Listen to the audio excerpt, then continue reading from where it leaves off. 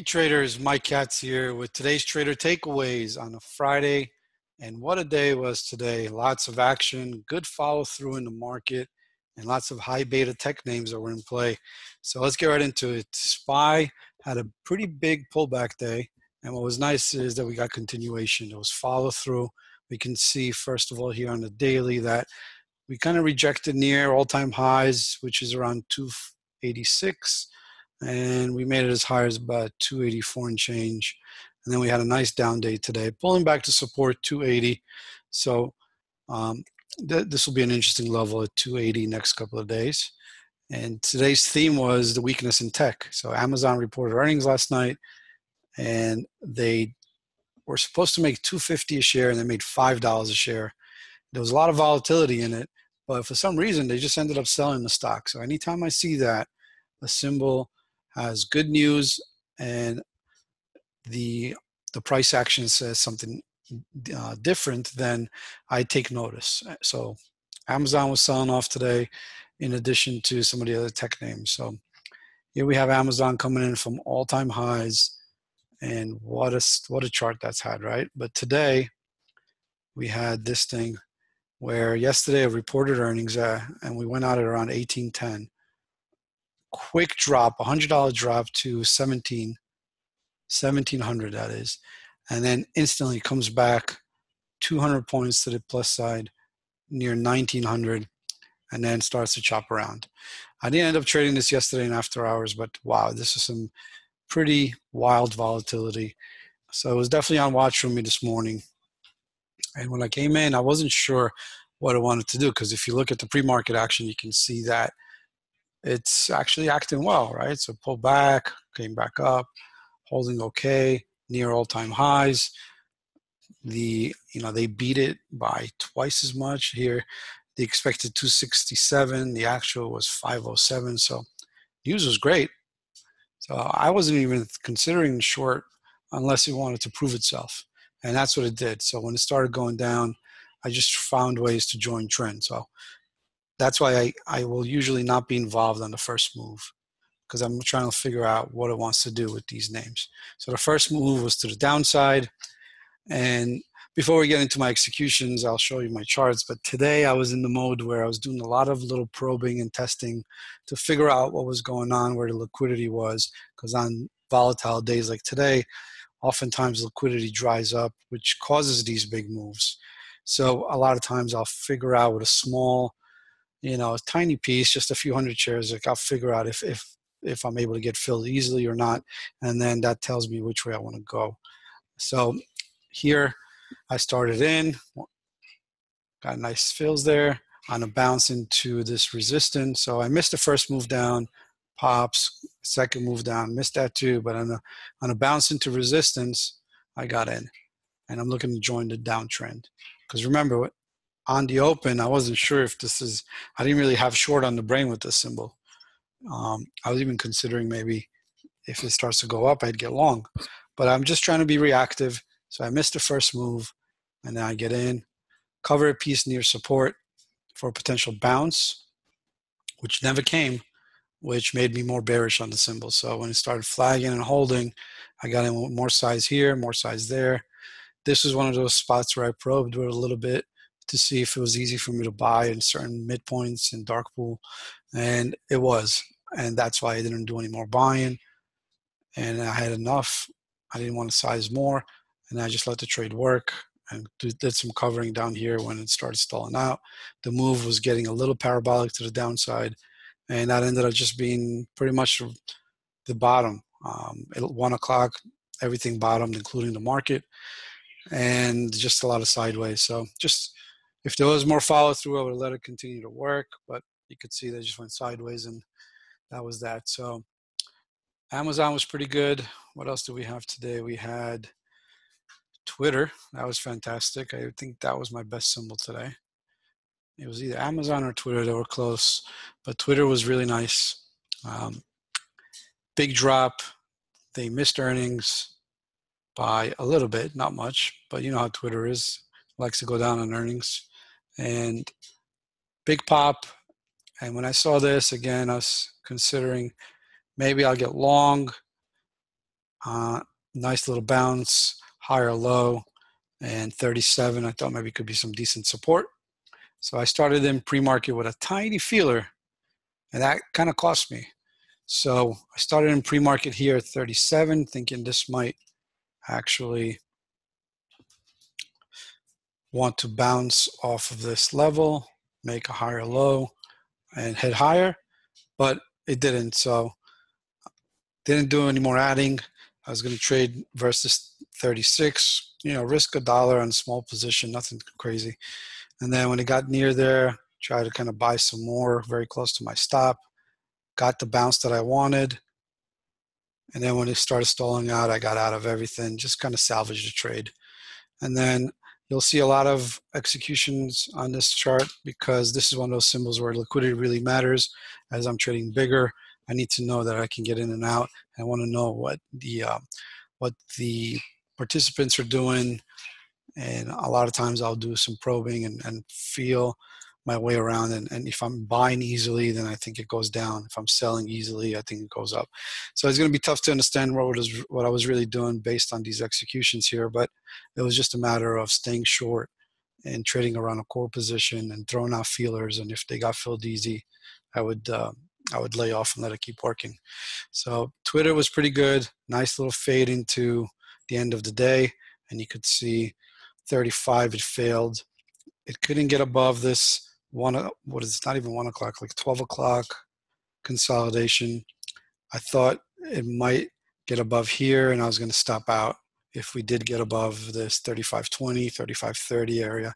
It came close, but when I saw that it failed below 35 again on that bounce, when it went back below 35, that's where I got bigger and bigger, and then just tried different things, like little feelers here, like you see, tried like 100 shares, 500 shares, 1,000 shares, just to buy a little bit and see how it feels.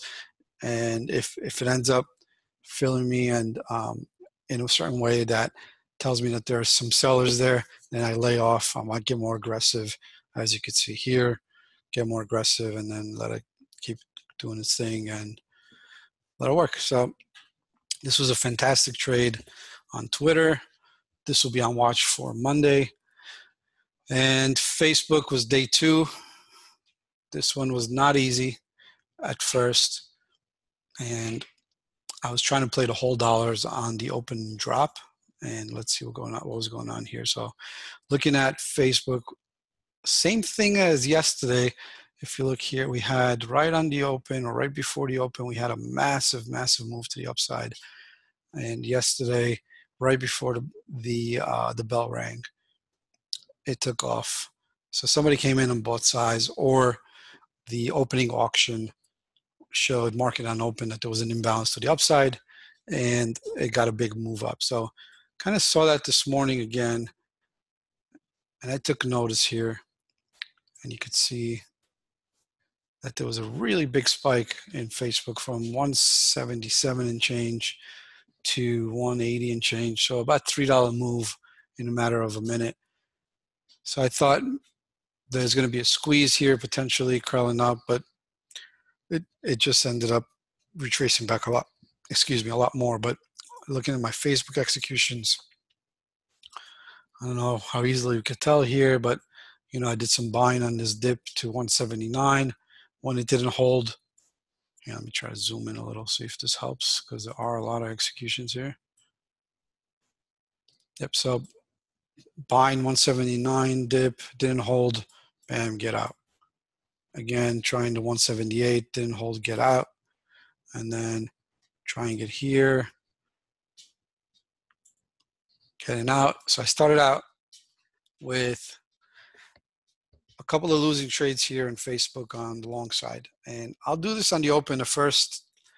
Usually I won't try to fade moves like this, but on the first 10 minutes on the open, you get these crazy spikes, and a lot of times they reverse pretty sharply. So that's one of my strategies for the opening trades, and it just didn't hold. So eventually I did catch along here for a little bit, made about a point, but I was still red on the symbol at that point. But then I realized that it's not going up. This is just a H pattern. You could see the drop, and then you know, the H, lowercase h down here. So I was starting to see and feel my way around and see that it's failing to make higher highs. So I'm starting to get short now, knowing that the long didn't work, knowing that this is a weak bounce, 50% or so of the big drop. And now you could see down here, I'm starting to get more aggressive as it's putting in these lower highs. And again, by a tiny bit, couldn't put it back out higher, reshort down here. And then this is another symbol that ends up being a decent amount of executions. I don't know how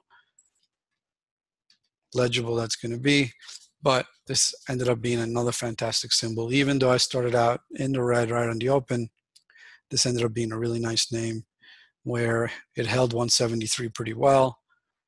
And this 175 crack was really nice right around here. You could see when it cracked 175, which was a big level from yesterday, and the morning lows from here, I tried to put on as much size as I could get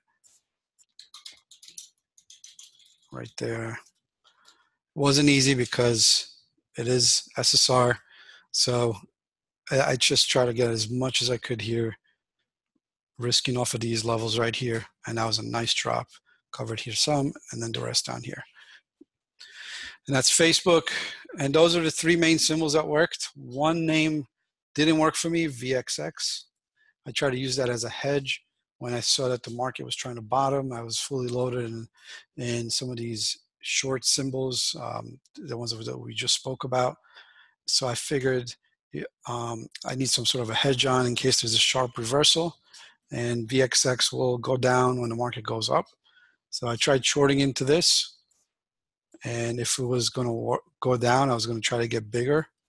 And you could see that it started in, closed it when it looked like it was going to go back up, shorted again, shorted more when it went down, and then up here near my stop, I shorted some more, but got out of everything. So at this point, I lost here on this hedge. I rarely do this, but I just felt like the market was putting in pretty sharp V bottom here, right around here. Right around here, I think that was.